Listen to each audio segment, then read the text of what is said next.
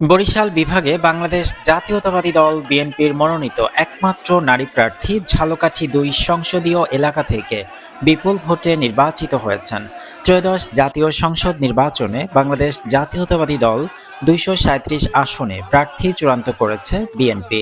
এর মধ্যে বরিশাল বিভাগের ঝালকাঠি ও নলছিটি ২ আসনের একমাত্র নারী প্রার্থী ইসরাত সুলতানা ইলেন ভুট্টো।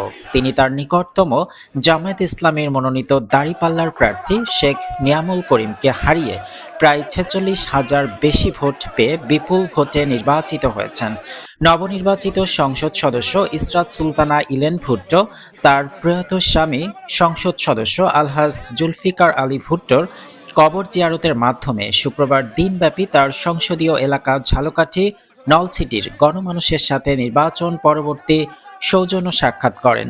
এ সময় তিনি প্রতিটি পথে পথে ফুলেল শুভেচ্ছা ও লাখো মানুষের ভালোবাসায় সিক্ত হন। আজকে বিএনপি জাতীয়তাবাদী দলের বিজয়, শহীদ রাষ্ট্রপতি জিয়াউর রহমানের বিজয়। এই বিজয় আমাদের ম্যাডাম বিএনপি সফল প্রধানমন্ত্রী ম্যাডাম খালেদা জিয়ার বিজয়। এই বিজয় আমাদের প্রিয় নেতা আমাদের চেয়ারম্যান জনাব তারেক রহমানের বিজয়। এই বিজয় আমাদের আপনাদের ঝালকাঠি নলছিটি সোনার মানুষ ইলেন ভুট্টোর বিজয়। আমি কৃতজ্ঞতা জানাই আমাদের চেয়ারম্যান জনাব তারেক রহমানকে এই ঝালকাঠি নলছিটির ২ আসন থেকে দ্বিতীয়বারের মতো আমাকে নমিনেশন দিয়েছে। আমি কৃতজ্ঞতা জানাই ঝালকাঠি নলছিটি সোনার মানুষরা আমাকে নমিনেশন দিয়েছে এবং আমরা ঝালকাঠি নলছিটি মানুষ বিজয় করেছেন। তো ভাইরা, আপনাদের কাছে আমার কৃতজ্ঞ থাকবো ইনশাল্লাহ। অন্তর্বর্তীকালীন একটা সুষ্ঠু নিরপেক্ষ নির্বাচনের মাধ্যমে এর জাতিকে ১৮ কোটি মানুষকে উপহার দিয়েছে এবং অন্তর্বর্তী সরকারকে আমি ধন্যবাদ দেব। আগামীতে ইনশাল্লাহ আমাদের তারেক রহমান আমাদের চেয়ারম্যান এই দেশ ১৮ কোটি মানুষের দেশ ইনশাল্লাহ সুসংগঠিত দেওয়া হবে আমাদের চেয়ারম্যানের মাধ্যমে।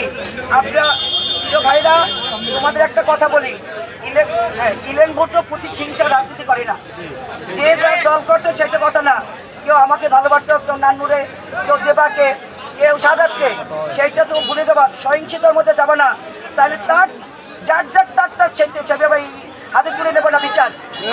একদম অন্য কোনো দল না।